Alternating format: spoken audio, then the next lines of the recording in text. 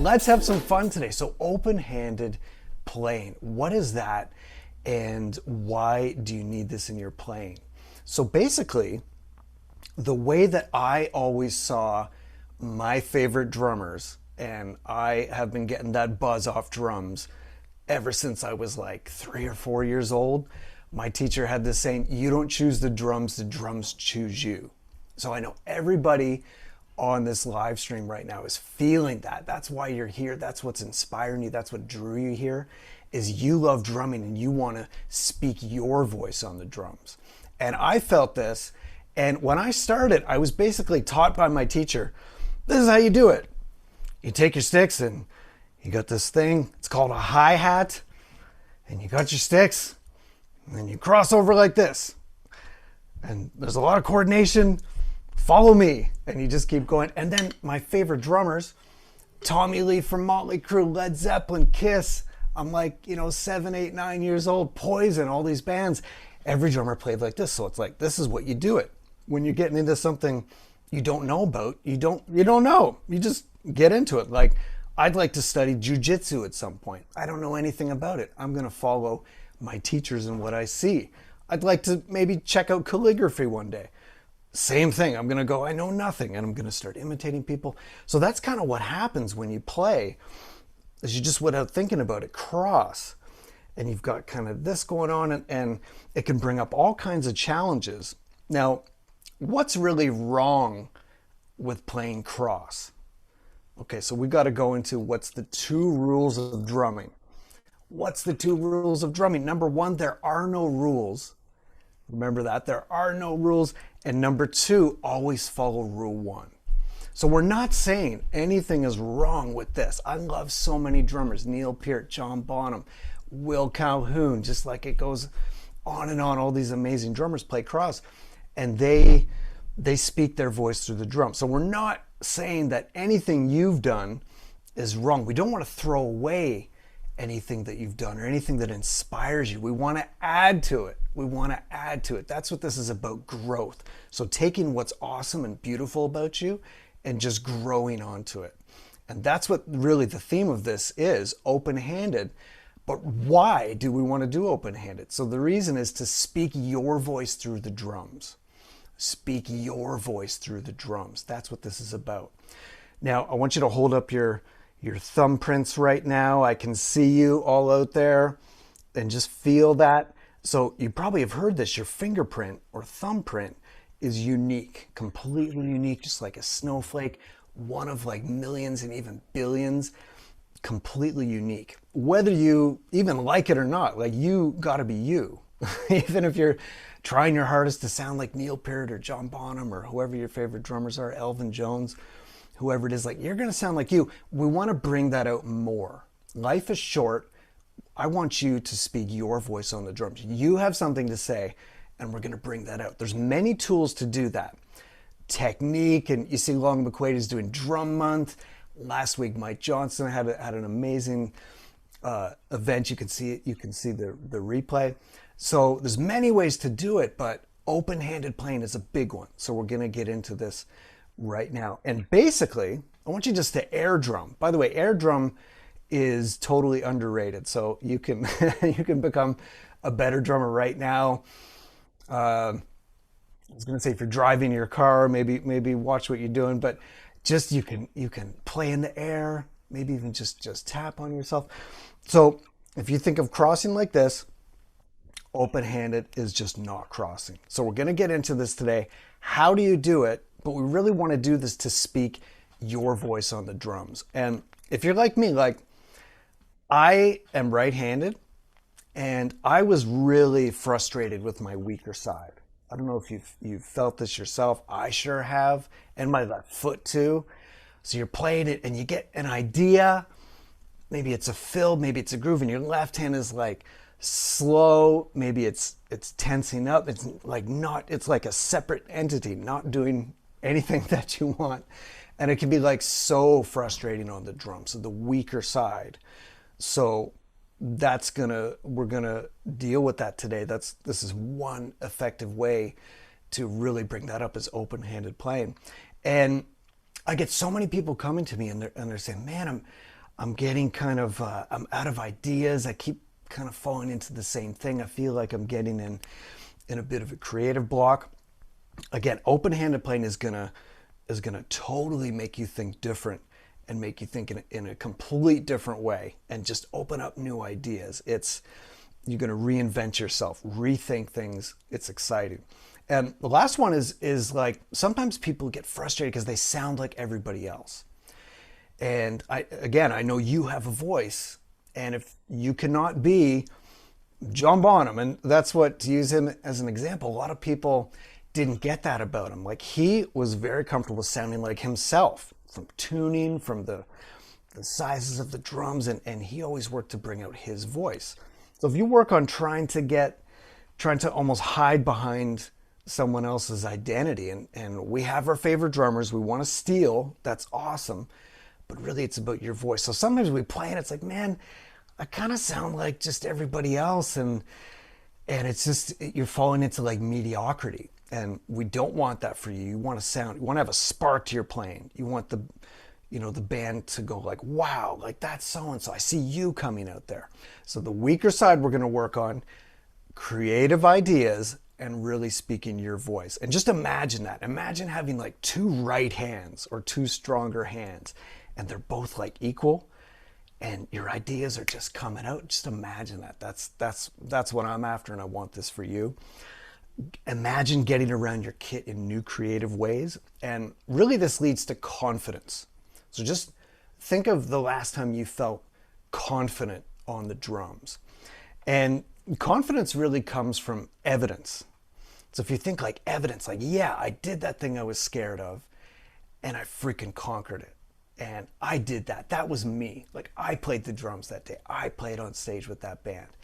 These milestones, we got to celebrate them. And that just slowly, incrementally, it builds up this confidence. And you see, I just put my chest out like that. That's like, you're like, yeah, like, I'm here to rock. You guys are lucky I'm here. A little bit of that, I call it the Kanye factor, like Kanye West, like, you guys are lucky I'm here. Just total, maybe he takes it a bit too far sometimes, but you know what I'm saying. Just a little bit of that swagger, right? Like, the band wants that from you. They want to look behind them. And the bass players, you want that smile, like, yeah, this guy or girl knows what they're doing in that.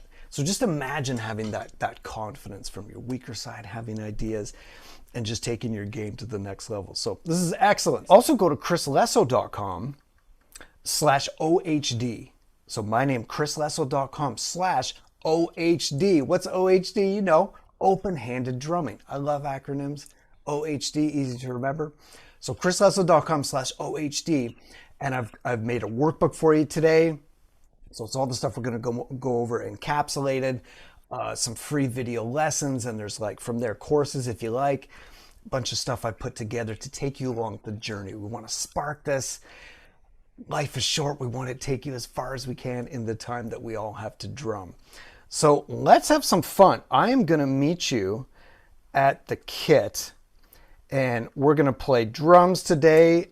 We're going to have a good time. So I'm going to meet you back there in 2 seconds, but here's what I want you to do. I want you to type in the chat your favorite open-handed drummer.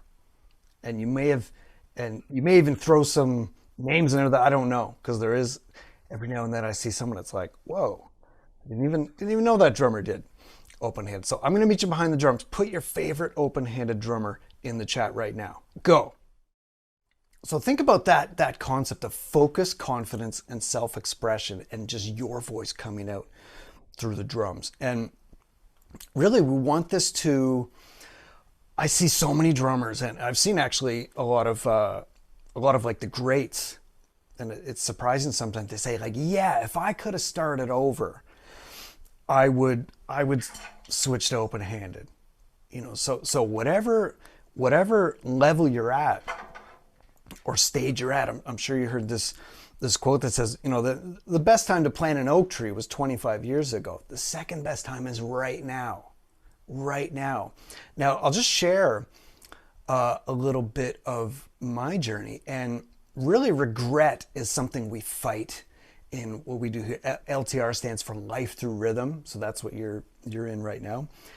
And really it's like who we are as people comes out through the drums. So we want to unleash the confidence and the best of who we are and speak our voice on the drums. That's Life Through Rhythm. It's an attitude. It's a way of life. We drum and we become the best us that we can be. And really fighting regret is one of the main keys of that. I've done some like volunteer drum circles for seniors. So if you ever get a chance to do that. And you see sometimes seniors that have had regret and they're like, man, like I should have went for it a little harder. That wasn't really me that I did that, but I just played it safe. And you know, you can get better when you're 80 or 90, but a lot of times they wish like, yeah, you know what? I wish I'd went for it a little harder. So I want you to visualize like your future self. That's really what this is about. Your future self, whether like 1 year, 2 years, 5 years. And that's what really got me through the discomfort at the beginning of man, it hurt a little bit. So I'll just share a little bit of what happened to me. So 17 years I started playing like this. And it was, as I said, like, it was just what you did. And my teacher told me to do it that way. And all my favorite drummers played that way. I'd never even thought of playing left hand on the hi-hat. And I just kind of did this. And I started when I was about 7 years old. And fast forward to when I'm like 20, I think I was 23, maybe it was 24. So I've been playing that way for like about 17 years, give or take. And I was at this percussion camp called COSA. And Dom Famulera was there, and he's a few years older than me. And I saw him one day, and he's taken a hacksaw to his hi-hat and has dropped it down like a hacksaw, right? So it forces, so there's like no going back. Just whoosh. And he had been playing decades more cross. And all of a sudden, he was like reinventing himself with courage. And he's like, man, I want my weaker side to come up. I want to think of new ideas. And he took his hi-hat and just moved it to the right side. So we'll get into setup a little bit today. So you can see I've got a hi-hat on my right side and my left. So that way you don't lose any of this stuff. You just like move it over to here. And then it just changes your relationship to the instrument. So I saw him do this with this courage to reinvent himself. And I love musicians like this. Like if you ever seen Miles Davis, just how he constantly reinvented himself in his career. And I think it was his son said, he's like, man, Dad didn't have any of his own albums in the house. It was just, he was always looking forward. He always wanted to like get rid of the old and reinvent the new. Now we know one benefit of open-handed is getting around the kit and incorporating the toms. I love to do this. We've already talked about some great drummers that incorporate the toms into their playing. And we're talking about really having access to every color and every palette under your fingertips. Someone described as open-hearted playing, right? Open heart. So our heart is connected to the drums. We're able just to express ourselves in all these different ways. But I remember when I was making the switch and I was playing with this awesome saxophone player and I was kind of talking about this. I'm like, yeah, I can do this. I can throw a floor tom in and I can throw some toms in and I can do this and I can do that. And he said, Chris, he said, that's all cool. I'm just saying, this is from a saxophonist point of view. He's like, just because you can doesn't mean that you should. And I'm like, wow, you're right. So what that means is just because you can play everything and you don't have any blocks. So if you're like this, you're like, man, I wish I could hit that tom. I can't really get it. Okay, I guess I won't hit it. And you're like this, you're like, wow, now I can get everywhere. I'm going to hit everything. That's really violating, if you ever heard in the LTR method, the 4 offenses of drummers. So these are things drummers do that really disturb other band members, right? So this is like time, so speeding up and slowing down. Listening, so we really need to listen to the rest of the band. Dynamics, playing quiet and loud, those exploring that range. And here's the last one, space. So like leaving space. So if I am in front of the kit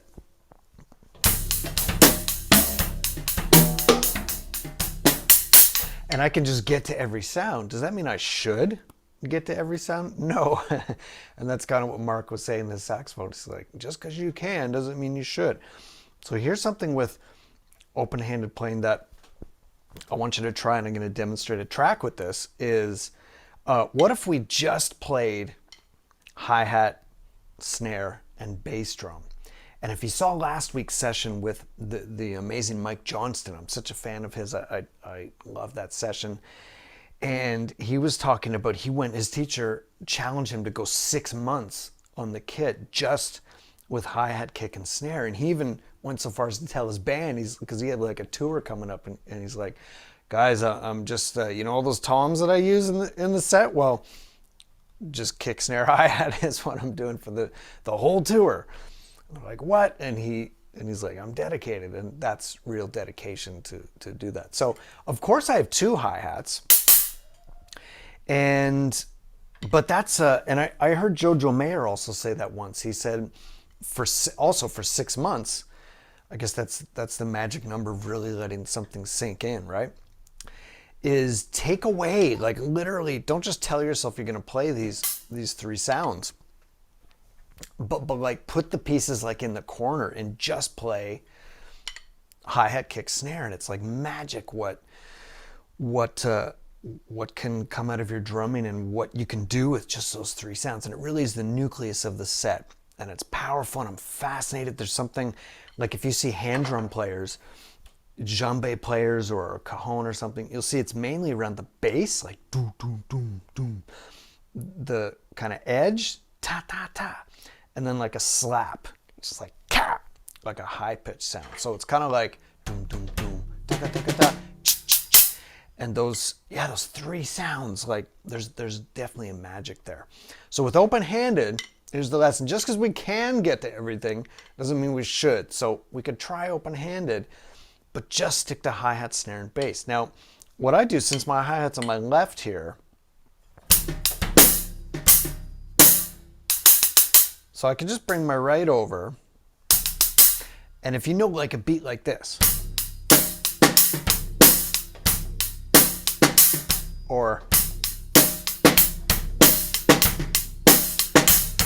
da-na-na-na-na, na-na-na-na, da-na-na-na-na, hard to handle, if you know that song. So I'm just throwing, you probably know that, first beat everybody plays. So I'm throwing that hand in. Now if it were cross, but I found that since I'm here, I just move that to there.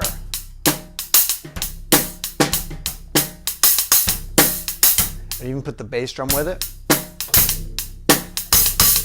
And even kind of open up the hi-hat.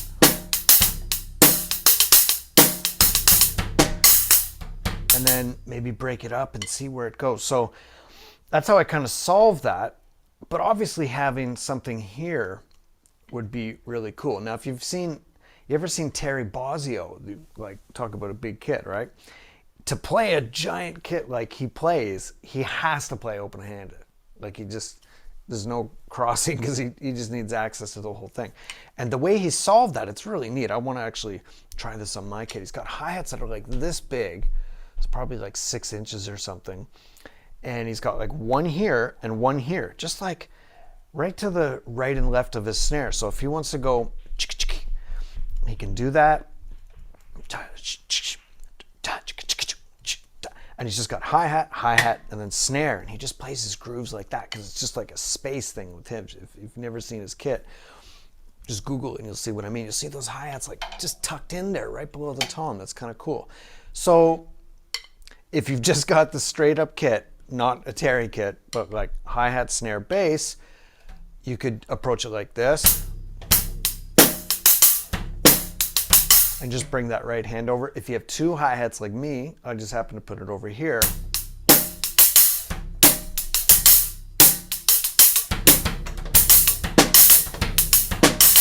And just have access to that. But I'm gonna play a track where I'm gonna go minimalist, and I'm gonna go hi-hat, kick, snare, and just, I don't even think I'll use that second one.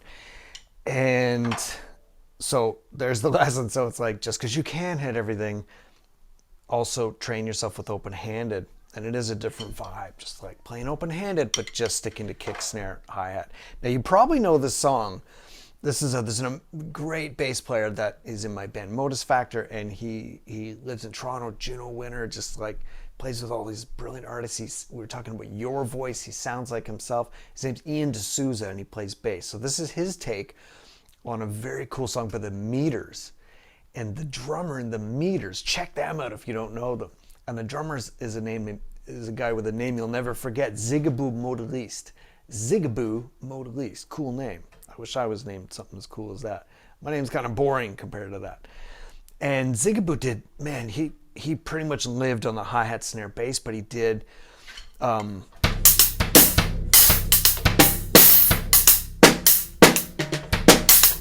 as far as I know, I think he played cross.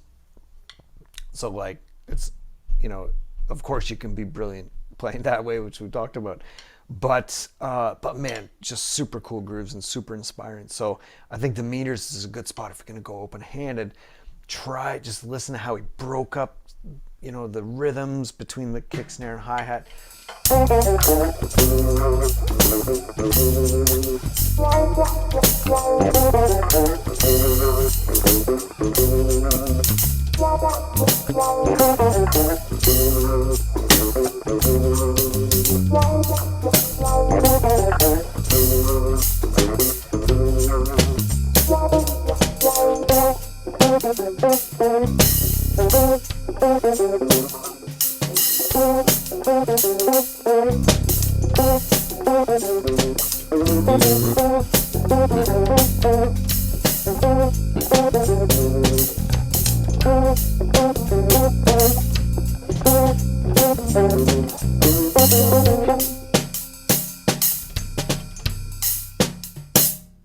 So whatever stage you're at, you can add a little bit of this to your playing. And I was just really inspired by that. And I actually took a hacksaw. So I don't know if you can see this. Yeah, like I sawed it off right there, and I sawed my hi-hat off on the inside, and just to like force my left hand to think of new ideas, and I moved my hi-hat to the right. And that was how I did it. And you can too. And I used to be kind of nice about this and say, oh, you know, it's like, me, try it and it's your choice.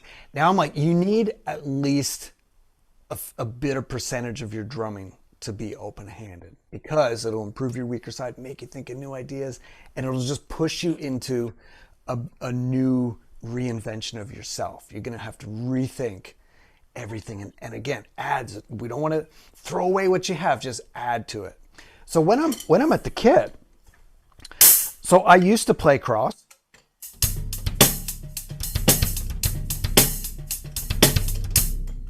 Now everything is just switched over to here, that I grew up, you know, in those 17 years playing here.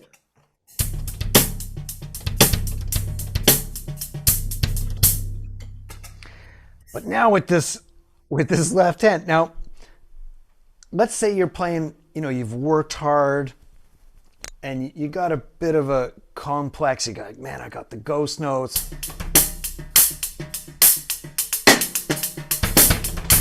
And you got all this cool stuff, you worked really hard, and then you like, oh man, let me try it with the left, and you're like, oh,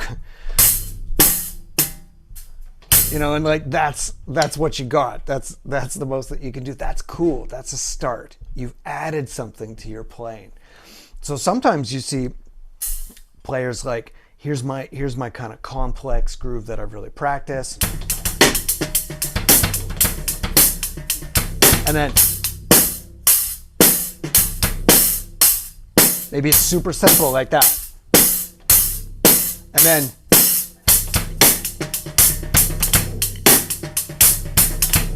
something more complex there, but you've added, that weaker hand is getting better.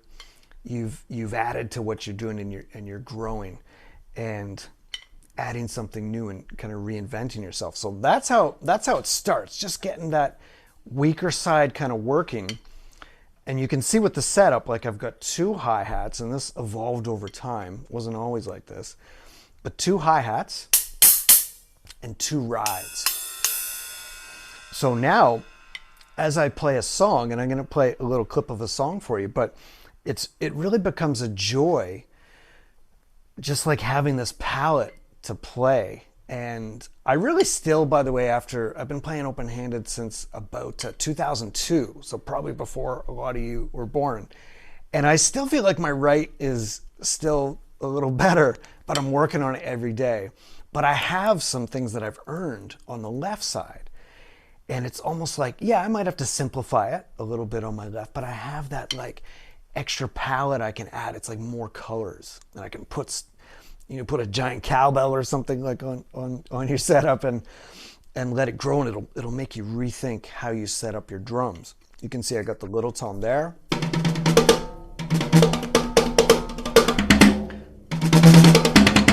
It's really fun having that high voice kind of go out there. I like that.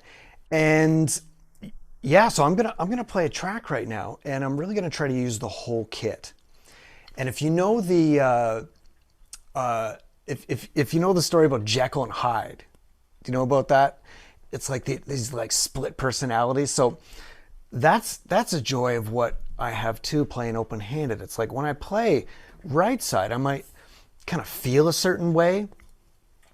It's like drums are all about movement and expression, right? So I'm playing, my right side is here. Now, if that's all I had, that's all I have. I call it kind of right-handitis. Sometimes drummers like right hand, can do a fill, right hand crash, right hand. And you see my left hand is really just smacking the snare a little bit and maybe hitting the occasional tom. But opening it up to my right side there, even if you're still playing cross, and then like bringing the left, it's like, whoa. Just even air drum this right now. So you're like this, and then like this. It's like, wow. It's a totally different feeling. And this is all about emotions and expressing yourself, right?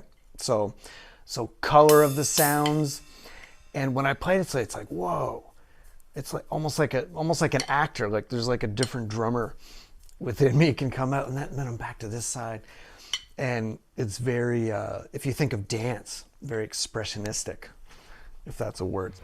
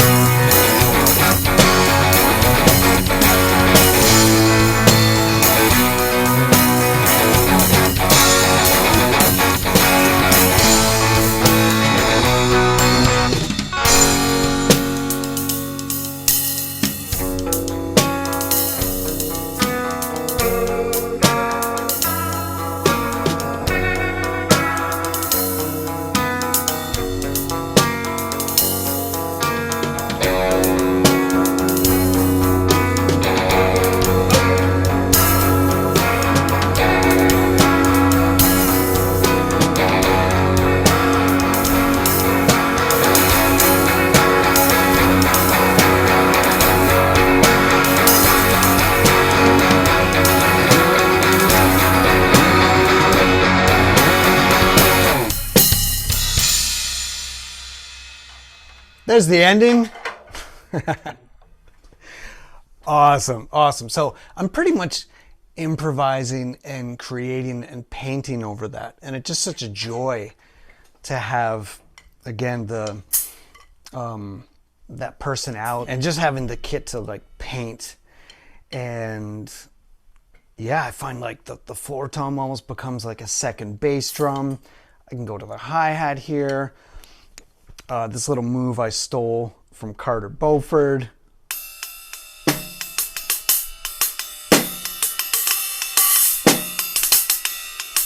You know the song Number 41 by Dave Matthews Band, check that out.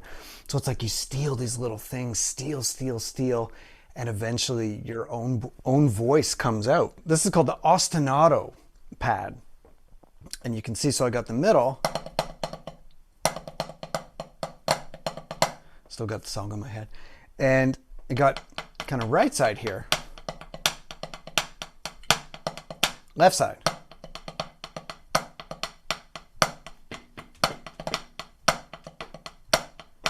Let's think of body language for a sec. Now, would you agree that drumming is an expression of body? Yes. And I've heard some experts say that like body language is actually more, sometimes people reveal more through their body language than they do with their words. So just think of how you're sitting right now, or when you talk. I'm kind of exaggerating. I knock over a lot of drinks, as you can see in my world. But body language, right? So drumming, man, it's kind of catching your movement and creating your sound. That's what's really fascinating. Like it's actually not, this will play with your mind a little bit, but it's actually not the sound of the wood hitting the head or the cymbal. And like, that is creating vibration. But what creates your fingerprint is actually everything you do in between the movement, in between the moment that the wood hits the metal or the drum head. It's fascinating. So it's like it's like you're breathing, and this is everything we work on in the LTR drumming method with everybody. It's fascinating. It's like, it's great to do rudiments, and it's great to do all the, quote unquote normal stuff, but like, think about your movement, think about body language, think about breathing, think about bringing your voice out. So, and you can search on my podcast, the LTR podcast, we had an expert on, and his name's Mark Bowden. So that's Bowden. So you can search that, and that's on YouTube and everywhere. That's on my podcast, but we had him in the studio. And he's a brain and body language expert. So he works in like the AI, in like programming robots to be more human, and he's worked with like FBI interrogators and just anything to do with body language, and really like if you're doing public speaking or something, like working on your body language and even reading other people's body language. It's like totally fascinating stuff. And we had him, you'll see in this podcast, like he's analyzing some of the greats, so like Neil Peart, Tony Williams, Steve Gadd, Carter Beauford. I had him like what's their body language revealing about what they're thinking about. But we talked a lot about how your body language creates your voice. Now just think about the body language of this. Like even if you just go into this right now, how does this make you feel? So I'm it's not right or wrong. It just is a body language thing. So I'm like this, right? So my hand is like covering my body. I'm kind of tilted. Now go like this. And if you know like dance and martial arts, it all comes from the center. So I'm split, got this, and so sometimes we think we're drumming from the hands or the shoulders or the arms or the feet. We're actually drumming, it's all from the core. So if you notice when I play, I'm just gonna air drum. Your sound is not broken.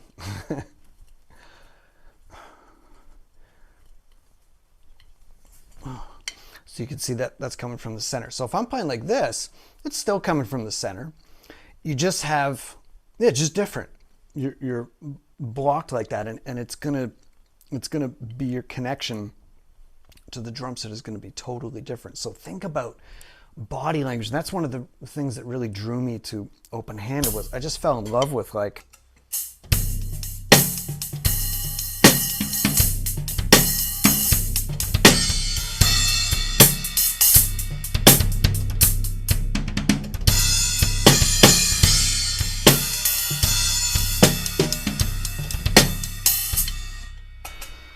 jumping all around the kit, but I'm trying to just show it's this kind of thing, right? Just, and especially when you get on the high, it's this kind of centered thing versus this. I always, I played 17 years and I was in all these bands, and I can always remember like something was kind of not quite right. And I'm like, where should I put the hi-hat? And I'm like, and then I whacked my thumb a couple times. And if you're coming to me from ground zero, you're gonna go, left hand is here, right hand is here.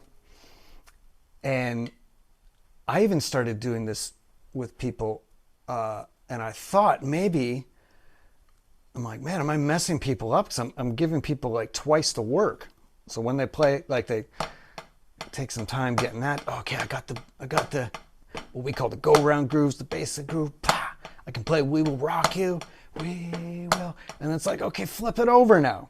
And then like, oh no, wow, man. And then it's like it seems like twice the amount of work that's going to happen, right? And I was wondering at first, I'm like, man, am I kind of messing people up with this? Like I think this is good. And what we do sometimes is underestimate our potential. Underestimate our potential. So what I saw, even before I really went there, was like once the brain, like we underestimate the brain, it rewires itself. We're finding out so much cool stuff with cutting edge neuroscience and stuff. If you can just spend some time on that, get your basic beats that way, and then get at that side, you'll just, like you saw me kind of just flipping like a switch. So if like magically you could drive a car on the right side of the road in North America, and then just like beam over to England where they drive on the left side of the road, that would be so weird to jump back and forth. But if you could magically just do that and practice it, you'd be like, okay, no problem. Oh, I'm here. And the brain rewires itself. So that's what happens on the drums. And we totally underestimate this. I'm going to do this little experiment with you right now. Reach up and touch the ceiling as high as you can. I'm going to do this with you, okay? Okay, good. Now do it again and reach 1 inch higher. Okay, I've done this with like hundreds of people. Guess what happens the second time? Everybody goes at least 1 inch higher the second time. And it's like, why? The first time I asked you, I said, reach as high as you can. Second time, reach 1 inch higher. You get higher. So the point is you're capable of like 10 times more than you think you are. So if you're like, man, I'll never get that, what Chris is doing. And I struggled with it, and I've been doing this, I got a few years now. And as I said, what really inspired me was seeing Dom Famulero, really like after all his decades on top of the world, one of the best drummers in the world, saws off his hi-hat with a hacksaw, drops it down, so it's the same level, and just has the courage to reinvent himself. And Billy Cobham was the first. And just think about the courage that would take. This is like, I believe in the 50s, maybe the early 60s. And he's like, I'm going to be a pioneer and do something I've never seen anyone do. Man, everybody's playing, traditional grip and cross and stuff. He's like, I'm going to rethink this all on my own. And just like, man, that takes courage to be different. So you guys have heard the expression, think different. That's what this is about. And I want to point out a lot of great drummers now, like Steve Smith, man, one of my heroes. The best drummers are bald. You guys know this. Steve Smith, Steve Gadd, David Garibaldi. Let me go to my list here. All these great drummers. Ray Luzier from Korn. A lot of these drummers are not like giving up crossed. Like they'll play maybe 90% cross, And then you'll see that Kenny Aronoff is another one. Sorry, another ball drummer, but let me think of a think of a drummer with beautiful long hair. But but just add, you see what I mean? These drummers, they're having the courage to like, yeah, I'm still gonna play cross, but I'm gonna add this to my playing. And I say like, go for, man, you gotta go minimum 1%, get that other hand working, reinvent yourself. But 10% is like a good starting point. That would be Steve Gadd. Steve Smith's probably, he's in Journey right now. He's doing, man, the guy keeps getting better. He's in, probably about 50-50 maybe. I think he plays open-handed, and then you'll see a little bit of cross.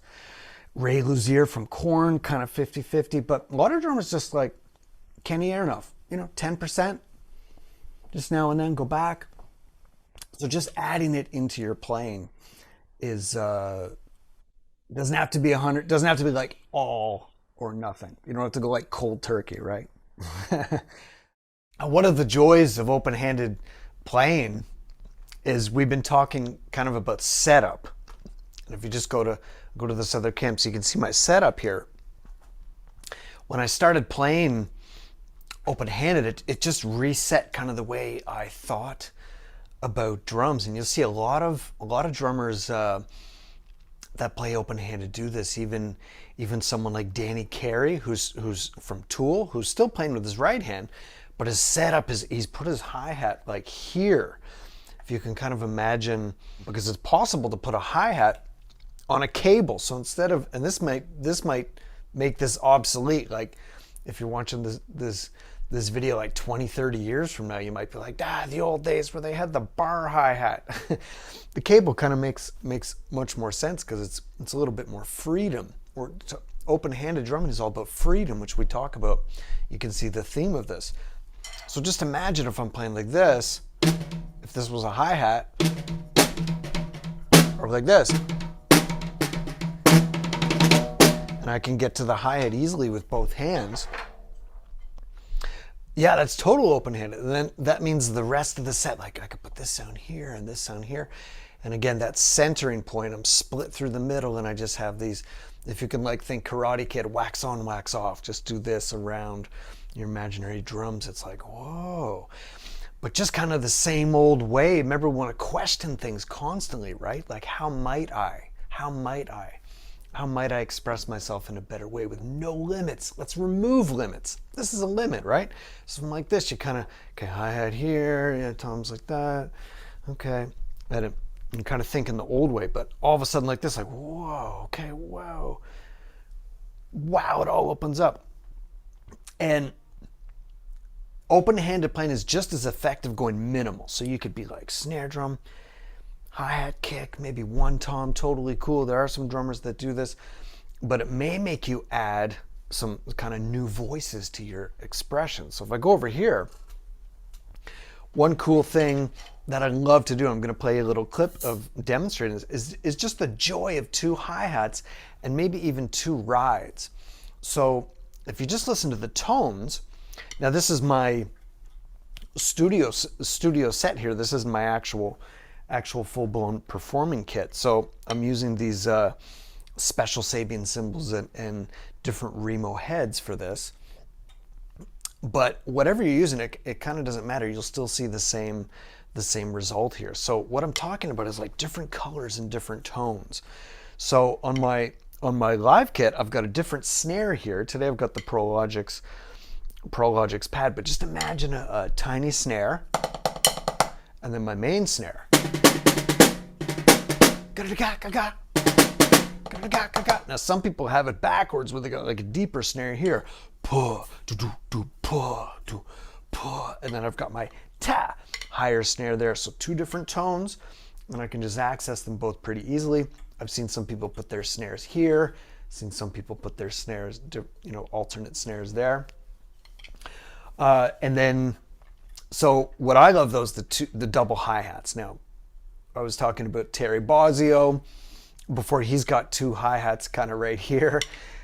Benny Greb, one of my favorite drummers, he's got like, I think 4 hi-hats. Jojo Mayer's taken off his rack toms and he's got like hi-hats here. So hi-hats are really fun.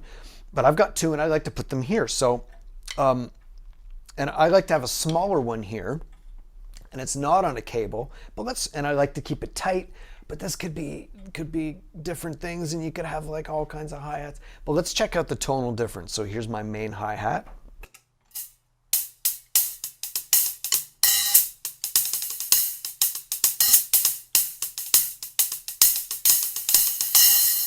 Hi-hat number 2.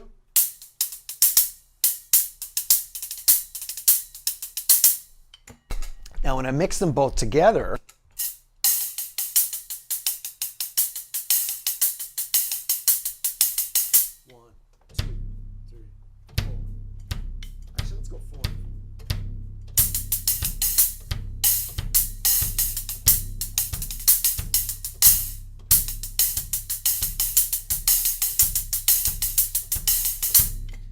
what I'm actually just thinking of right now is almost like stick control, just going back and forth. I'm not even opening up the hi-hat really yet, but just like da, da, da, da, da, da, da.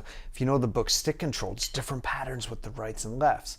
Right, right, left, left, right, right, left, left, right, right, right, right, left, left, left, left, right, left, right, right, left, right, left, left, right, left, left, right, left, right, right, left, right. So if I just do that with the bass drum, keeping time, I might get some cool grooves. One of my favorite things, by the way, is putting the bass drum on the 2 and 4. So I'm actually going to do that 1, 2, 3, 4.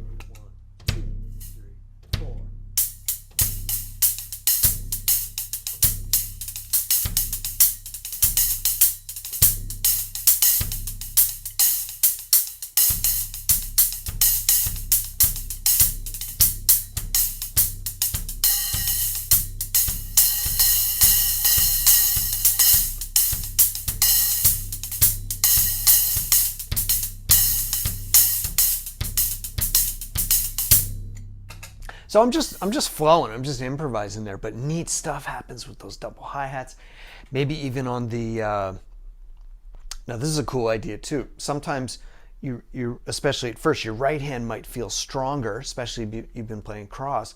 So maybe like on the verse, you pick a more sophisticated kind of groove and you stick to your right hand side. And then sometimes on the left, because you've been hitting snares, chopping wood all that time, maybe it's like a grittier kind of bigger, grittier sound, and maybe you want that on the chorus. So it might sound like this.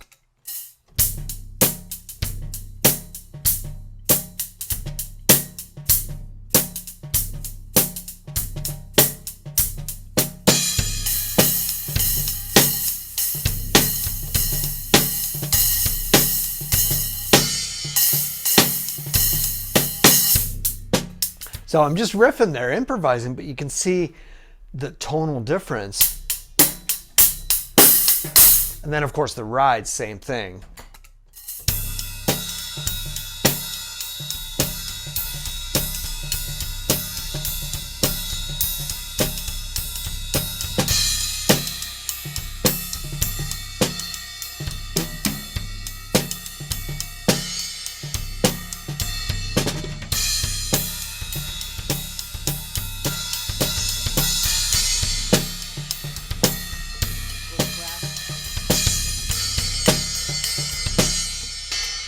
So just having those tones available to me is really fun. So I'm going to play a track, and this is by the awesome Ian D'Souza once again, and he composed this. And the story is that we were actually in India together, and I was studying tabla for like a getaway there. I was there for over a month. It was really intense and really amazing. And we're also going to talk about tabla a little bit. Tabla is a drum from India. There's a bigger one and a smaller one, and you play them. They got black dots in the middle, and you sit down and basically play them a lot of finger strokes, and it's not just like this. And you get these beautiful tones, and you're speaking the rhythms, really great. And it really just also influenced my open-handed approach here to the drum set, this our main instrument. And we were just hanging out in one of the hotel rooms, and I think I just was playing a pad, maybe I brought my pad into his room, and he said, "Oh, that's cool," and he just recorded something off his laptop, And then like months and months later, he sent me this track, and he'd used like a loop of me playing on the pad. I don't even remember what I played.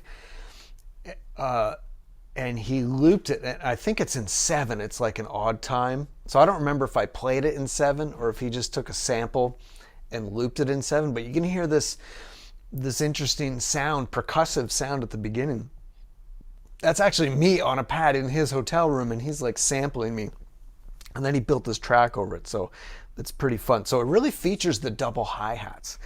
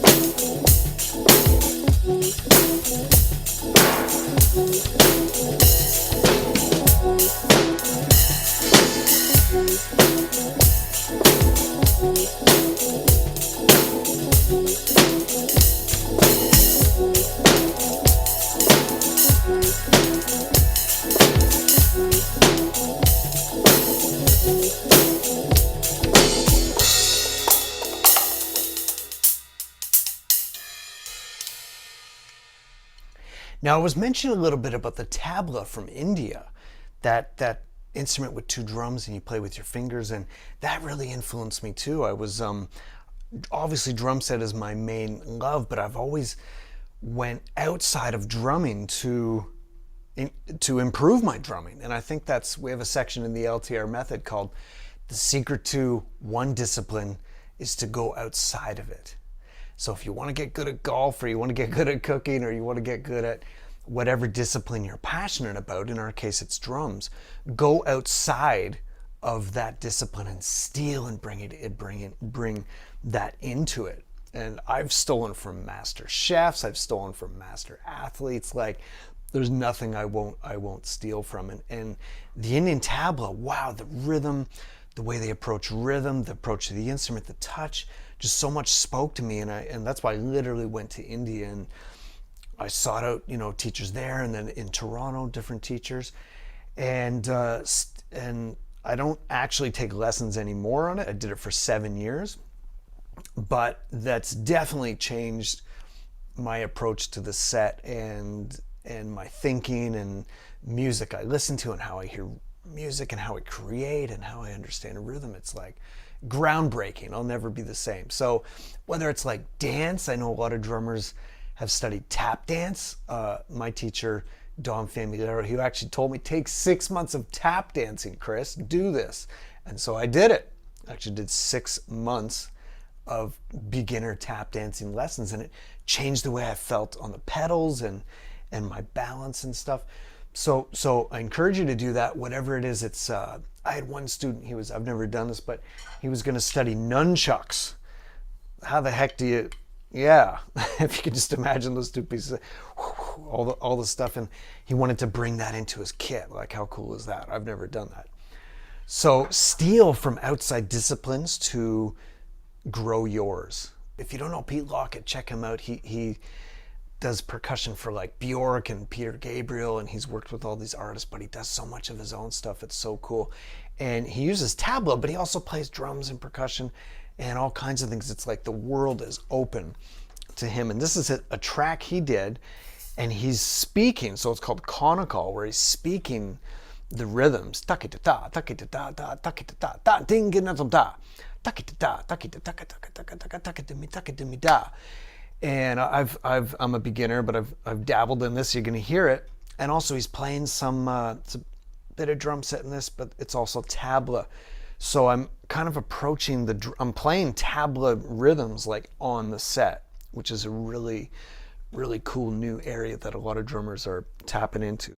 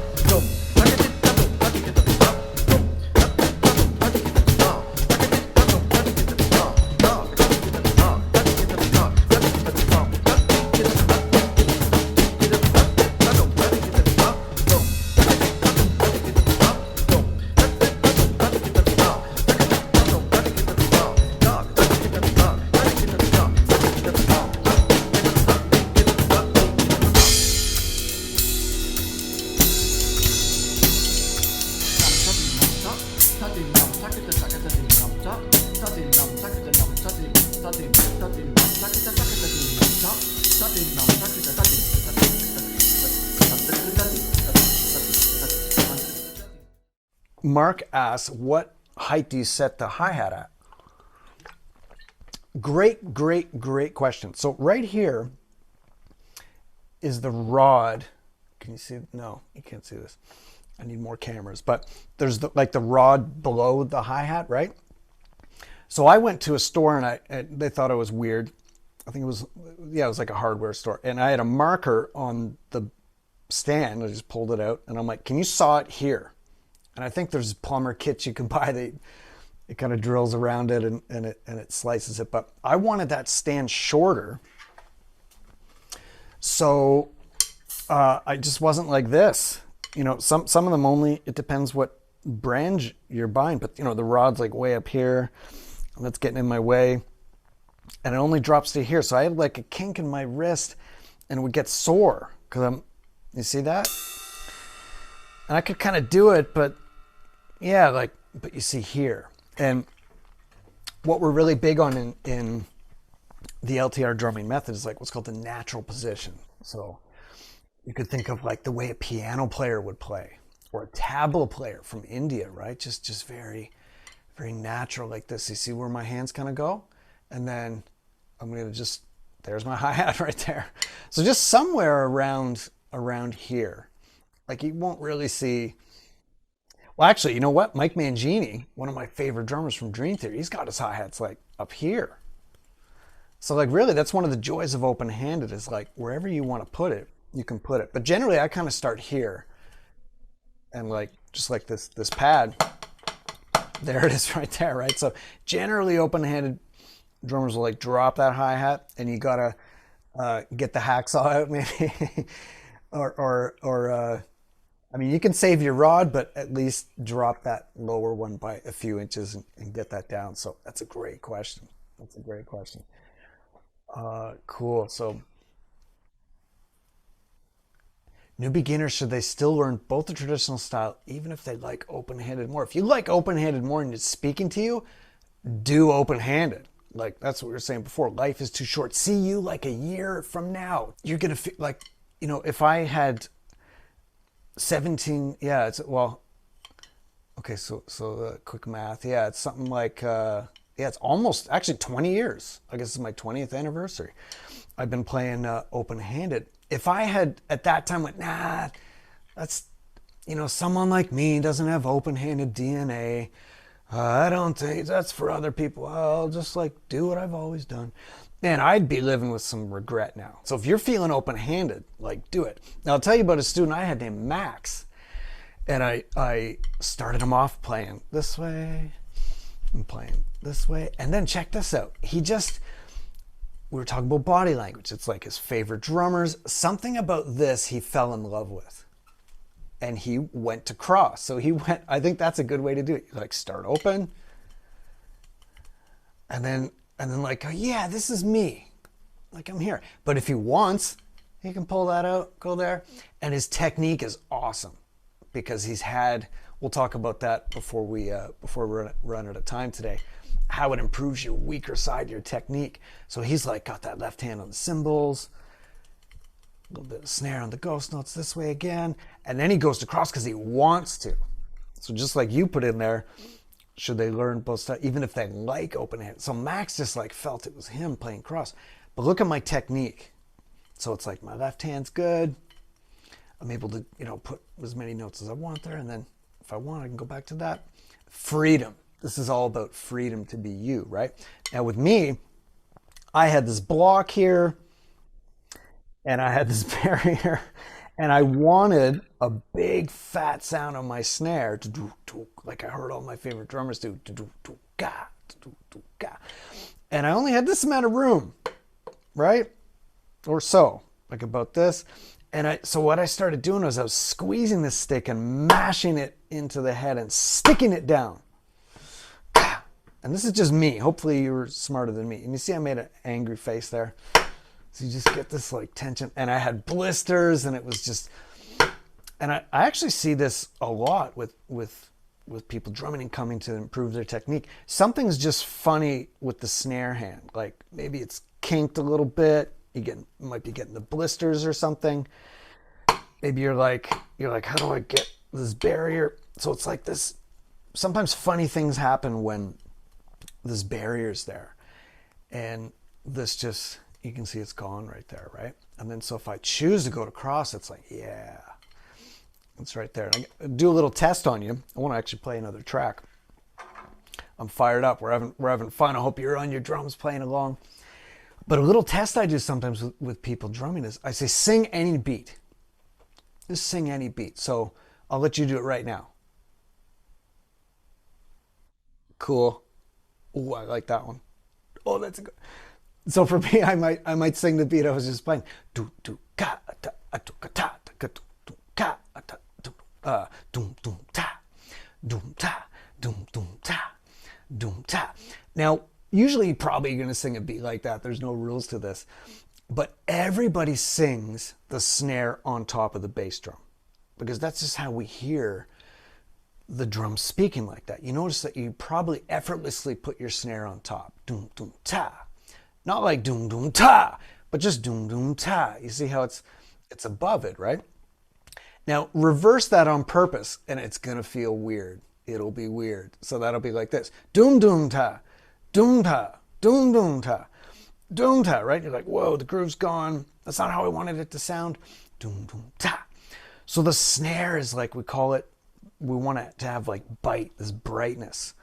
I want it to come out. And sometimes with this barrier, it's possible, with these great drummers like we love, John Bonham, man, they did it beautifully. But nonetheless, there is something there.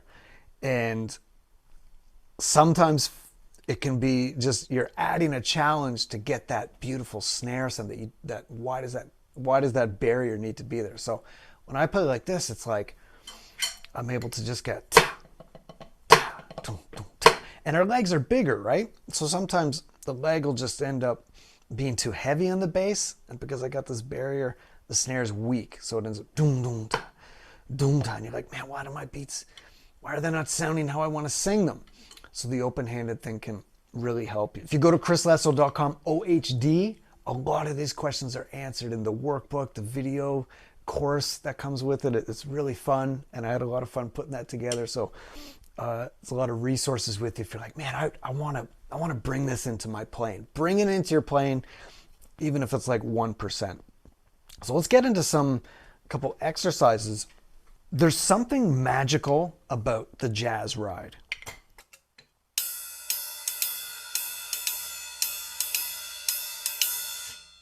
Ding, ding, a ding, ding, a ding. And we're on the cymbal here. And then you do your left hand. So let's try it on the left hand.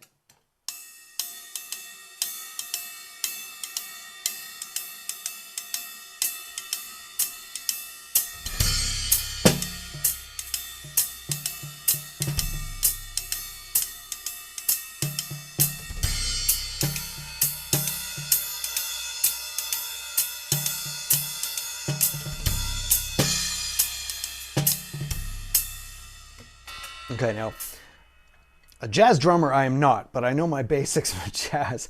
And there's something about that groove, that swing, that just equalizes your hands and just brings this swing into your playing. And you'll find this like sensitivity, more power.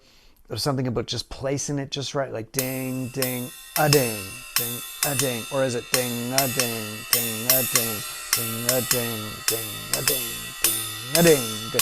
You can kind of bend that, and there's this like sensitivity and nuance that it just does magical things for your weaker side. So sometimes I'll just practice this on a pad or something.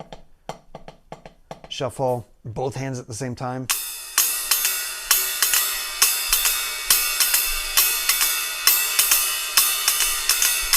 Now, if I were playing like a jazz gig, I think I'd probably spend most of the time on the right. But I practice it. It's there. It's in my hands. I'm getting it in my muscle memory. And I think I could do a little bit of the gig with my left. But the point is just to practice that. Get your hands on the cymbals.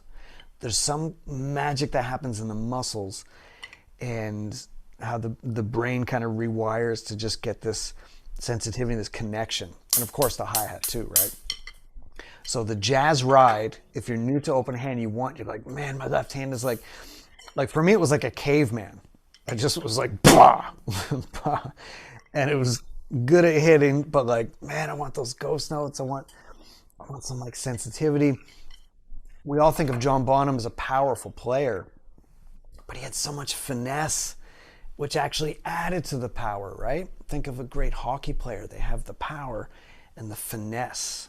So you really get it just dancing on the cymbal like that. Go to chrislessel.com, OHD, and all the exercises are there. We're not gonna have time for all of them.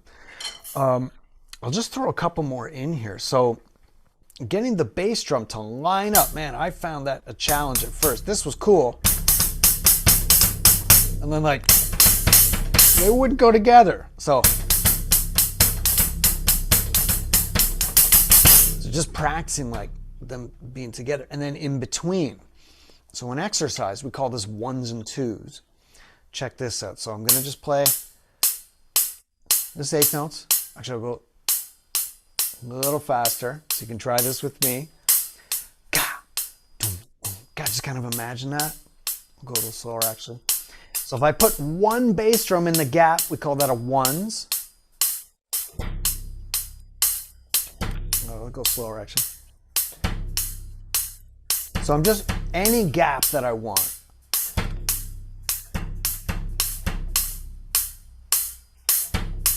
And then twos could be on the beat or off the beat. So on the beat, off the beat. So off, and then I land it. So I remember when I first started like, okay, let me add a little bit of open-handed playing to my game when I was just starting it. And that was really it at first. It was like, okay, let me just get this on autopilot. Again, that cymbal in my weaker hand. So I'll get it together. And then just like one in the gap. Okay, twos. Those can go on the beat or off the beat. Notice I'm not even adding my snare, right? Breathe. And mix it up. Add the snare.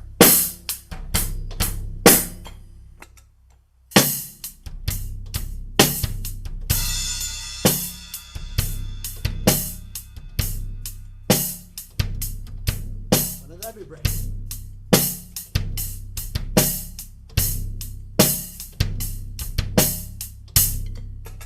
So you see what I mean? Just slowly getting those 16ths to line up, go in between, and then you get the doubles. And that's pretty much the vocabulary of like thousands of grooves. If I'm playing like just a paradiddle, and I'll put, so I know you might have, you can play like the edge of your pad on your, whack your knee or something, and play with like the butt ends, you get like a different sound. But I'm gonna play on the edges here. So if I'm playing a paradiddle, different tones. I could throw some flams in there. Ta ta ta ta ta ta ta ta ta ta. All of a sudden, these like counter rhythms will start jumping out.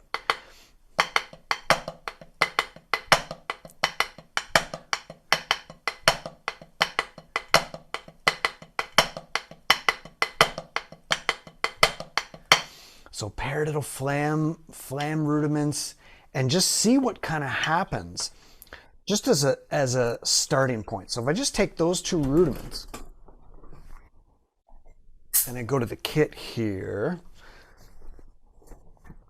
and I'll just start with a paradiddle, and then I'll throw in the flams, and I'll just kind of see where it takes me.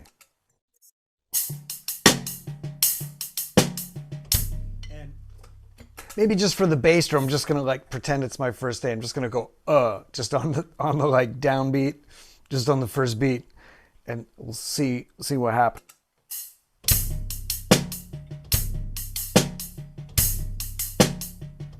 Which could be here.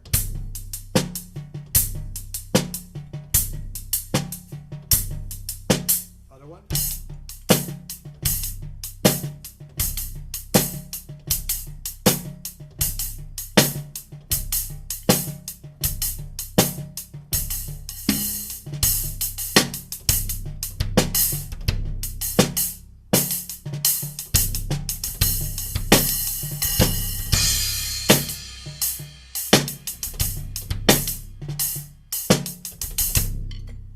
Now I'm cheating a little bit because I've had time for this. It's like planting seeds, they grow.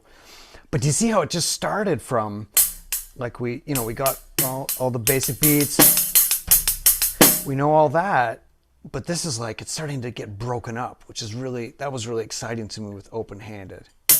So that flam rudiment,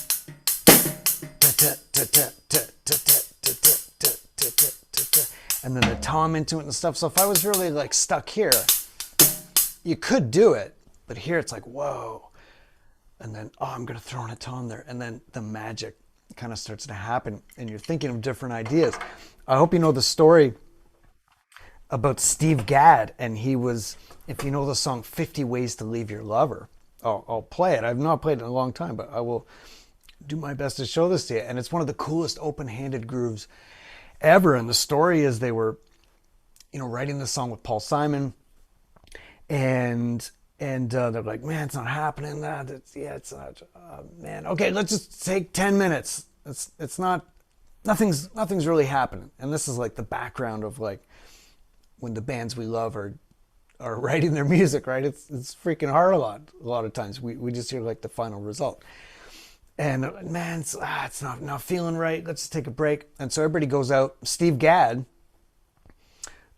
just stays at the kit, and he's just messing around. I don't know if he was like practicing or if he was purposely trying to come up with something. But what he had said is, he's like, when I put my left hand on the hi-hat, surprises happen. So that's cool, isn't it? So when I put, Steve Gadd still plays like this, but it's like, let me just do that. Whoa. Oh, and new work, like you will get new ideas. Body language changes, like we talked about. Whoa, okay. And so he came up with this. I probably should have practiced this groove, but I'm going to play it anyway. So I'll do it slowly. And then a little roll.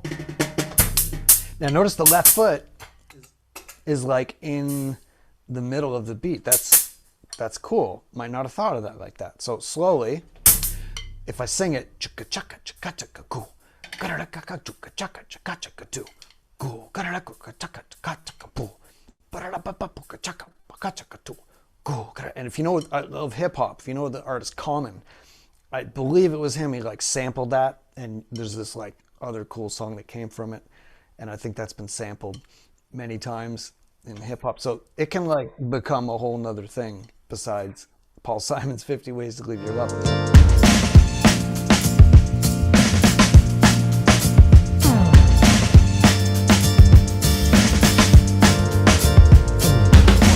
In the world of Hennessy and guns, too young for the marches. I remember these drums, the stark reality, wars and battles we fought for ours, caught in ghetto tragedy. I talked to my aunt named Maddie Lee and recognized the importance of family. That's the groove.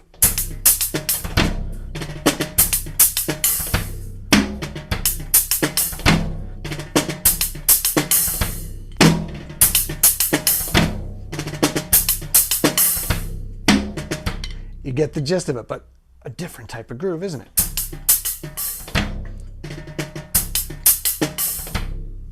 So I'm like this, almost like a piano player would play or a tabla player would play, just very open. And I really love to think of this instrument like a piano. Think like if you gave it a hug, it's a huge instrument, right? So think of how a piano player plays, like I'm here, or a marimba player like pulling the sound out of the drums, out of whatever the instrument is. Timpani maybe.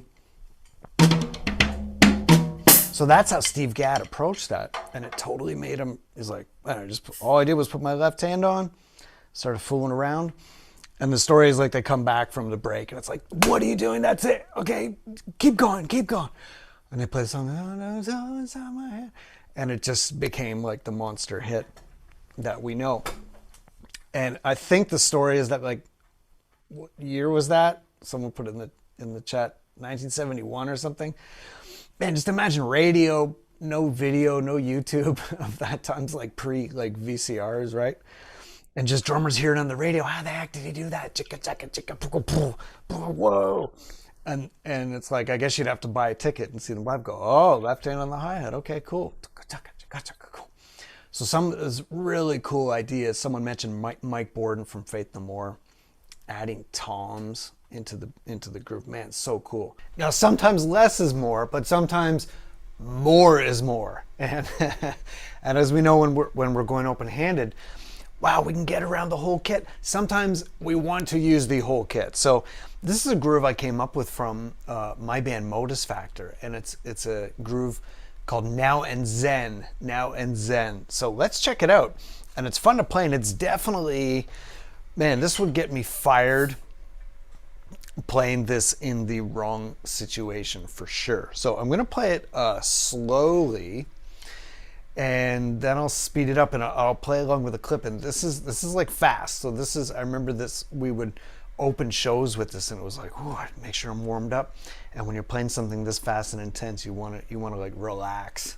And I remember it was always like starting at 11, starting the show off like super intense, and had to relax and just be ready for it. And otherwise I wouldn't have survived much after that. So I'll play it slow, and yeah, let's check it out.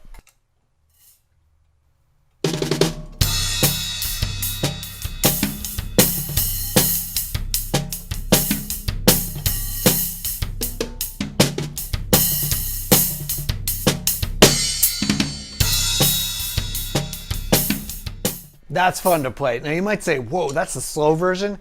Yes, and it does sound kind of busy and kind of fast. Even if as I was just playing that, I'm like, wow, that doesn't actually feel that slow. 1 and 2 and 3 and 4 and 1 and 2 and 3 and 4 and 2. Yeah, that's true. But the final thing,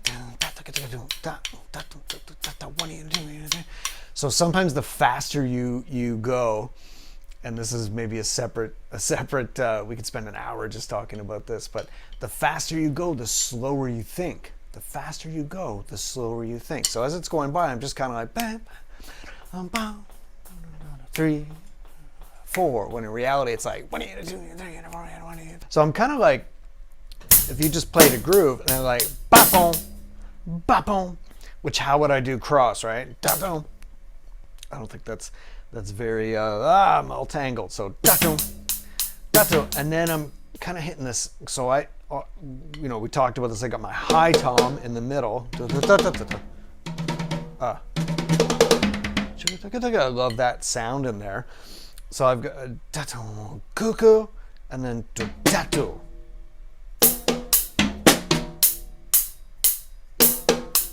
And then, so notice I just figured out, and yeah, I wasn't doing this groove like day one open-handed, and it evolved like over a long time. I remember just like, playing and then like, oh, I could like,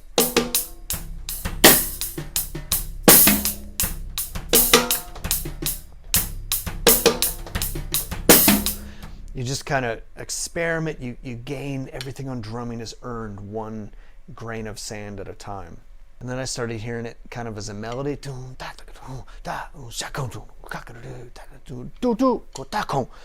almost like maybe a conga player would get these like slaps and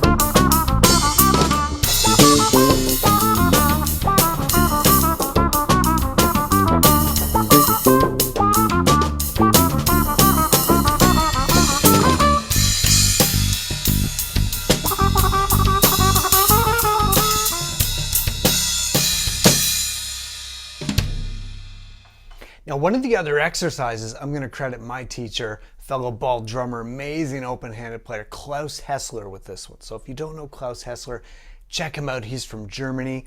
I always go live with him. We go online, and it's the magic of learning.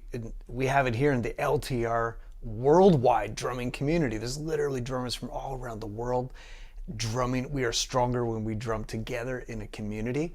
And I'm as much a student as you, and I'm on the path to learning, and that's why my teachers too are like, whoever we want to learn from around the world.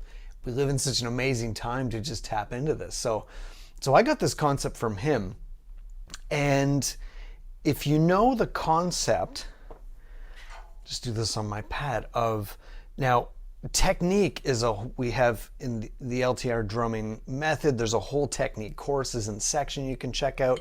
And that is not the focus of today. That's a whole other thing. Technique. What is technique? The how of what you do, right? Like how you hold the sticks, how you move. So basically, like super basic, we always want the sticks to bounce. So as I'm playing around the kit, I can always feel that stick bouncing. I didn't always know this when I started. I used to squeeze the sticks and get blisters and make angry faces and bite my lips, and it was terrible. Not fun. Burned a lot of energy, broke a lot of drums, a lot of drumsticks. So I want to be loose and relaxed. That's what we call the first pillar. We call them the two pillars of drumming. So one is the 6 bounce. Second is this thing called the molar stroke. Now, you may have heard of that. You might go, Chris, what the heck are you talking about? I thought this was on open-handed. Just do this with me. Basically, molar stroke is just a wave or whip-like motion. So if I was gonna strike the drum, instead of going where I lock up and I'm gonna like hammer a nail, I remember one of my teachers said, Chris, never hammer nails. So you would never strike a drum like that. Like you're not hammering nails here, right? So it would be more like this. Now, we'll get into, even if you just get the gist of it for now, and you'll probably notice that all your favorite drummers do something like this or move in this kind of way. Pretty much no one will get to a high level of drums and just lock up all their joints. Remember we said we want to work with nature, not against, right? And always stay loose and relaxed. And that's a big part of open-handed. Just imagine going around the kit and locking, you know. And when we're playing cross, there might be some, I know there was for me anyway, some just challenges with like, oh, my shoulder's getting a little tight. Man, I got this thing here. How am I going to hit my snare? I'm going to come in here. And there's sometimes, see my body right now, there's some weird stuff with tension and pinching the nerve. So open-handed gives us at least access to a more natural technique. Okay, so we're gonna bring into play this thing called the molar stroke. Now on the molar stroke, we could go in twos, threes, or fours by keeping a flow going. We actually call this pumping motion. Okay, I know I'm throwing a lot of technique at you, but just roll with it. So pumping motion. Now so I'm basically just doing that whip, but I'm getting a free tap there. So there's twos. And you might see drummers kind of keeping just a mini one, but if I slow down, you see I'm just getting this kind of wave motion going. Now threes would be 1, 2, 3, 1, 2, 3, whip, tap, up, whip, tap, up. Now, if you want to get deeper into this, just connect with me in the LTR method. I'll direct you to, there's a technique course, and we do live sessions where we go into this stuff to just like see you in real time. We get to know you. We get to fine tune your goals and bring you on the path. It's really fun. Oops. So 1, 2, 3, 1, 2, 3. Now I just went into 4 by accident. So 1, 2, 3, 4, 1, 2, 3, 4, 1, 2, 3, 4. So twos, threes, fours. So going back to Klaus Hessler, he had this concept he called it freak molar. And I'm just like, that name's so cool. I'm just gonna keep using your name, and I'm gonna just credit it with you.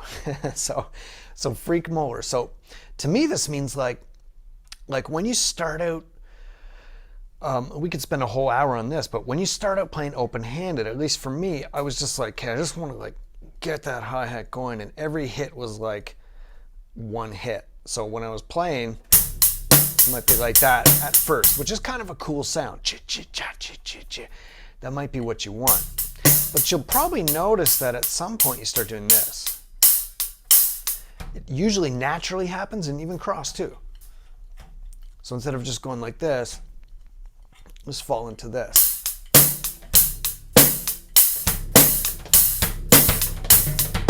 So as I understand it, freak molar is just like getting a pattern going, using that pumping motion and keeping it totally independent. So that's one of the challenges of open-handed and developing this over time, is like getting that limb like almost like it's on its own.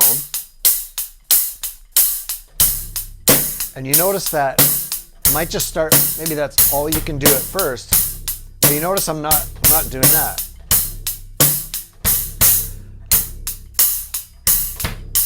This is going on its own. And then what you can play gets more and more sophisticated.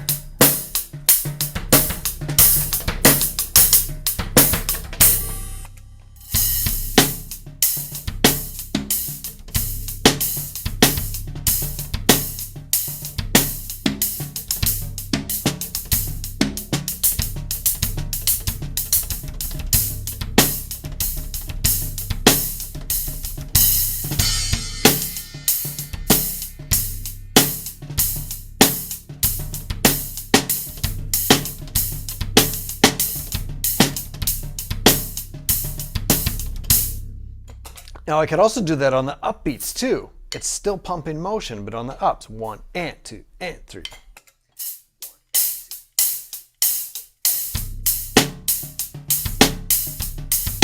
So now it's a challenge, because when I hit the snare, that little up is on the up.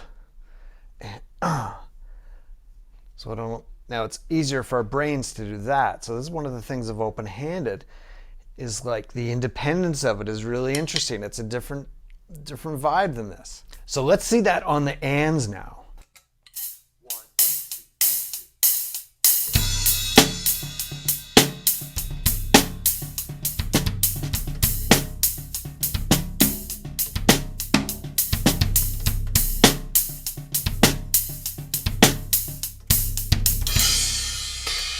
One of my favorite things to do and create really interesting grooves. So that could be a whole hour in itself, and you can hear Klaus goes into detail about this. We go into it in the Altair method. It's technique, it's a lot of things, but you can see what you can create there. Just some real interesting things. And of course that could go on the right side, and you could even get into some polyrhythms. Like what if I were doing a 16th note groove, but this was like every 3.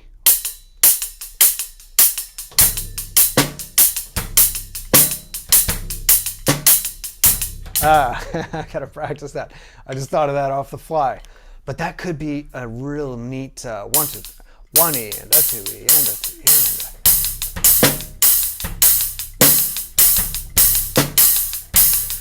So if I was in a practice room, I could kind of roll with that. And you can see that it's just 3s. 1, 2, 3, 1, 2, 3, 1, 2, 3, 1, 2, 3. And then just getting the,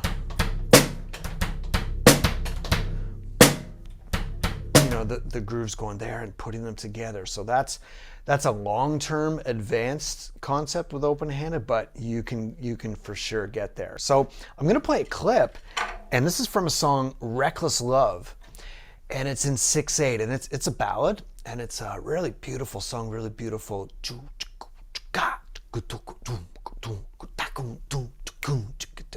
5, 6, 3, 4, 5, 6. And when I was playing to the groove, because there's some like hand percussion on it and some electronic layers, I'm like, man, what should I play on this thing? And I'm always looking for unique grooves. And as I came up with stuff, just naturally, it ended up happening through practicing the concept that I just shared with you. I ended up just doing 2s, like 1, 2. But over 6, it ends up being like creating kind of a double layered loop over it. And then I added some toms. So the groove kind of goes like this. 1, 2, 3, 4.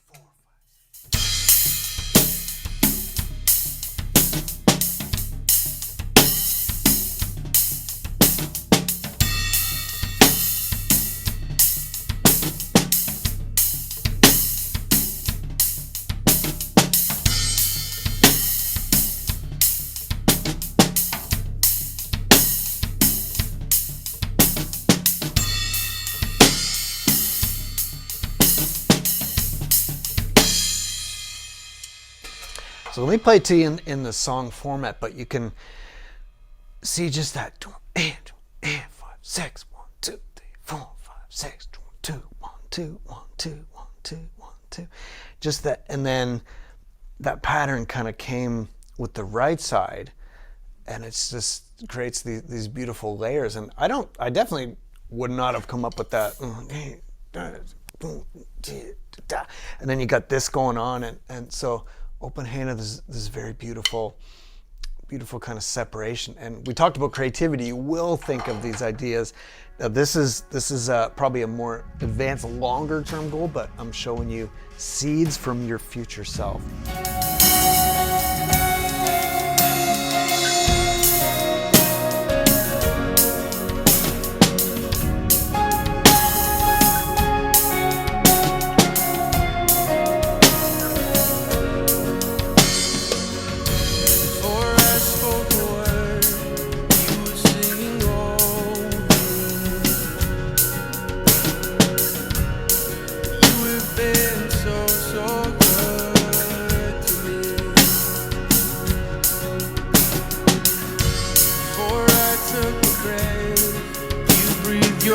Life in me.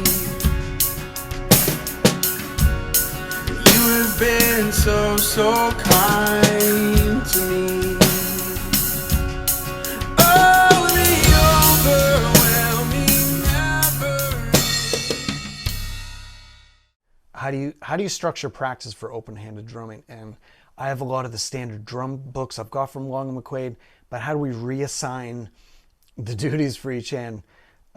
It's not just doing a mirror image thing. It could be. Yeah, I'm just checking this. Cool. Okay. So yeah, that's a really good question. I mean, one way is to just go through everything this way and this way and just don't bring in any crossing into it. So when you're seeing, yeah, just whatever. If it's something like syncopation, then it's rhythms. So you can just bring it like that. If it's beats, then you're like, okay, the high. Like when I have someone that's new to drums, think of everything laid out in front of you. It's like, if I want then there it is. Like maybe I put it here. Just have it. See, I want my water. It's right here. I don't need to go like that. So whatever sound you see in the book, start just remember, it can be on either of your sides, right? And it would count as open.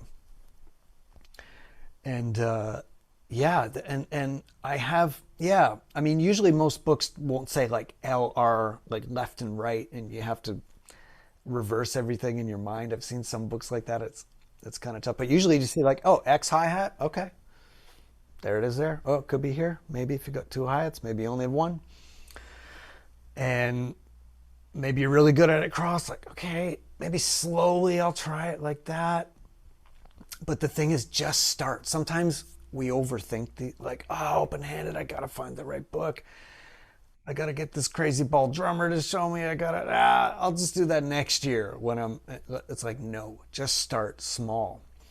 And I can remember for me, this was even before I like really sawed off my hi-hat and like really did open-handed for real. But I think it was like every Friday, like when I practiced before. I usually play show Friday, but I practiced. I remember for some reason I did it Fridays, and I would yeah, that was like left-handed, and I would just put on, like CDs. This is back in the day, and I just put on random songs. Like let's say it's oh,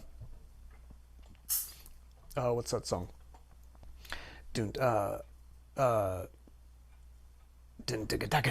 By Led Zeppelin. Not Communication Breakdown.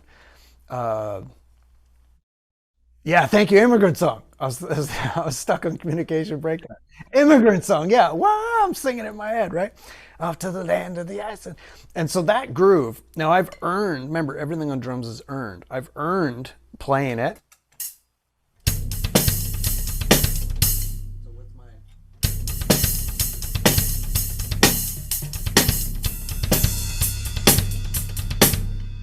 So I can play it with both sides now, but like back in the day, I remember just having this like, okay, any song, I'm gonna like see what I can do with the left, in my case, the left hand, the weaker hand. And it was like, just imagine, I was like, and sometimes I'd even I had it back in those days, I had a double bass pedal. Right now I love playing single. But I would also put my left foot on my left bass drum pedal, if you can kind of imagine that, and I would take the beater off here, so it was really like left side party, and I would really, yeah, I like make sure no one was around. I'm like, man, I'm gonna really suck for the next hour, but like so I dropped the clutch so it closed, and I would just like, so I'm bringing up Immigrant Song because that's a really hard song, but I wouldn't even try to play the groove. But just like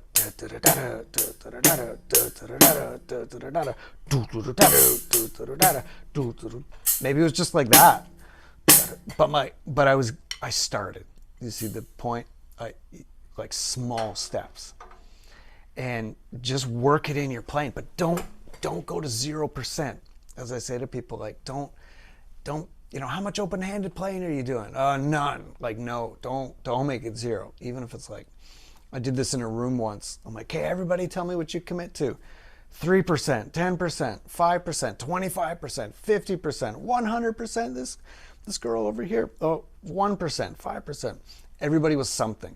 So just like start small as we say, you can get your pad and get that like weaker side working. So yeah, practice rudiments leading with your left hand for sure. Yes, I mean that gives you more freedom. I always think when I'm working on something that I feel uncomfortable, I'm getting better. So I've learned to fall in love with that feeling in a strange kind of way. But yeah, like if I'm doing a paradiddle, I feel very comfortable on the right. But yeah, start on the left, like, ooh, yeah. So like do it, work it into your practice, and just accept that, okay, yeah, I'm way more comfortable doing a lot of things with my right, but I'm still gonna at least expose it to my left hand. And one drummer that was really big on that was Jim Chapin. If you guys know the great Jim Chapin, and he would get his students playing jazz, and he was like, put your left hand on that ride cymbal, like we talked about today, and get the. So even if you're not as good at it, even if you wouldn't do it on stage, even if you can't play half the things you're doing, is get that start, do something small and start, and just get that left hand. So as you said, left hand leading rudiments for sure. Just get that left hand. Maybe you can start like I did, just pick one day of the week, have a suck party where you just like, okay, I'm gonna sound really bad, make sure no one's listening. Just play the weaker hand along to some kind of music. It helped to play it with music. I found that pretty cool, and it made it fun. That's why, like, even immigrant songs on, I'm still smiling. I'm like, oh man, that hurts with my left hand. What would it feel like with the left? And I get curious. Always stay curious. Like, what? Ooh, that's really weak. Let me spend a little bit of time with that. Steve Gadd has a great book called Gaddaments. Get it? It's so cool. It actually came out a year ago. I think around this time. And what he does is he takes these cool, like he actually wrote it during the pandemic, so he used the time to his advantage. And he just took combinations and then he would flip them. So the whole book is mirrored. Stick control is like that too. Like George Lawrence Stone made sure that, like, oh, if you can do it here, do it here. And at least having that balance. So yeah, so I just try to be aware, like, oh man, I'm really strong hand heavy here. Have I even checked it out this side? Whoa, I haven't. That feels really weird. Let me spend some time here. Or I might do it and it's like a pleasant surprise. Like, oh yeah, that's like totally equal. And then I'm like, good. So just always thinking that balance, remember, from your center. It's really a spirit that we're talking about. That's what I fell in love with. And a courage to reinvent yourself. When I started playing open-handed, I could feel myself going into uncharted territory, and I could feel myself stretching. It was this like, oh, this is the unknown. Like, not sure how this is going to work out. I'm doing something I'm not good at yet. Yet is the key word. And I could like feel myself growing out of the safety, getting out of my comfort zone. That takes courage, and that pays off, man. Like, you wouldn't believe. And the payoff is you come out on the drums and people will notice it. Like, whoa, you moved me with your playing. I want to play with you more. I want you in my band. Your voice needs to come out. Don't be safe hiding behind someone else's voice or mediocrity. Forget that.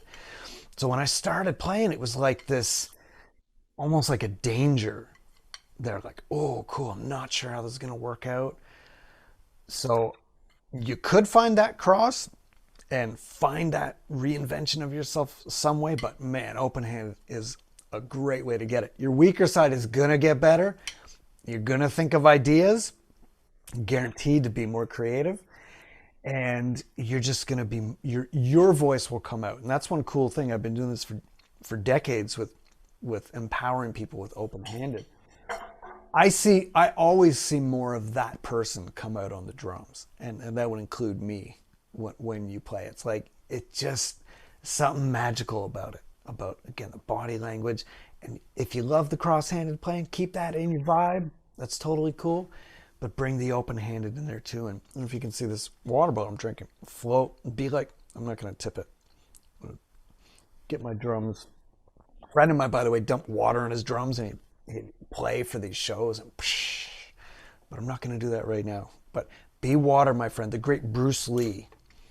So if you can see right there, that's the awesome Bruce Lee. And he had this spirit of like using the body to express who he was. And he's like, and he questioned things. So he looked at the tradition of that time in terms of martial arts, and it was like systems, traditions, don't question it, just do it. No, it's like this. And he's like, but wouldn't it be more efficient to do? No, it's always been done this way. And he was like, well, wait a minute.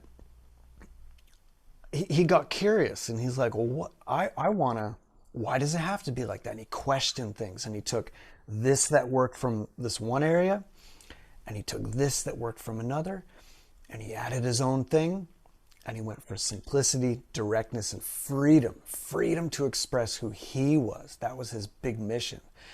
And that's really my mission for you on the drums.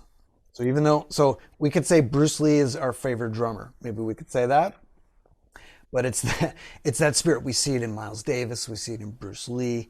We see it in the Picasso, like Steve Jobs, just any area besides music even, and of course the drummers that we mentioned today. Have the courage to be you. I want that in your playing and to bring it out. So this song's called Still I Rise, and I want to see it. Connect with me at chrislesso.com/ or just go to chrislesso.com. Everything I'm doing is there. We can connect.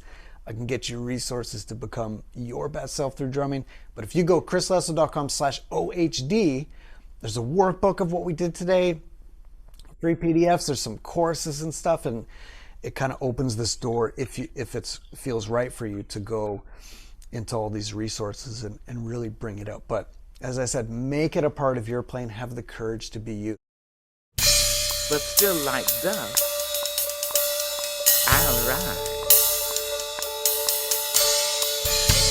I'll rise. I'll rise.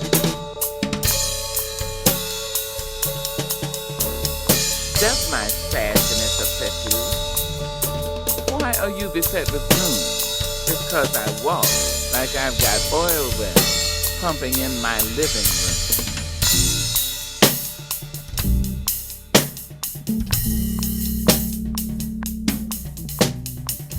Just like moons and like suns,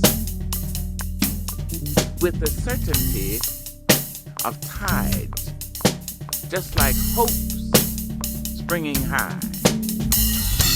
Still, I rise, I rise.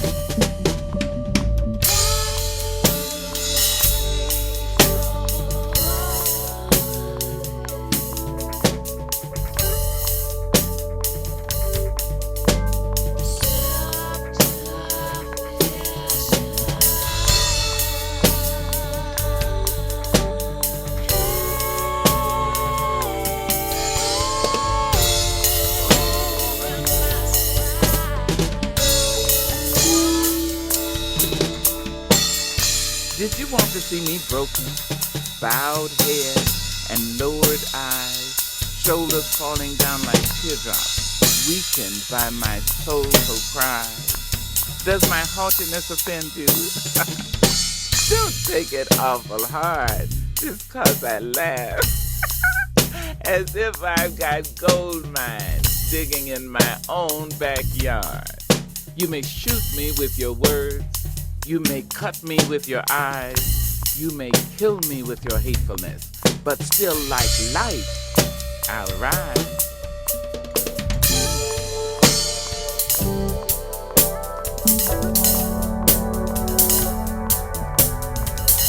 Does my sexiness upset you?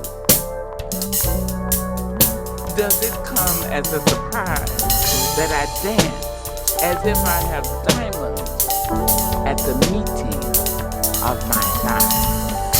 Out of the hut of history's shame, I rise. Up from a past rooted in pain, I rise. I'm a black ocean leaping and wide, welling and swelling. I bear in the tide, leaving behind nights of terror and fear. I rise into a daybreak miraculously clear. I rise, bringing the gifts that my ancestors gave. I am the hope and the dream of the slave, and so I rise. I rise.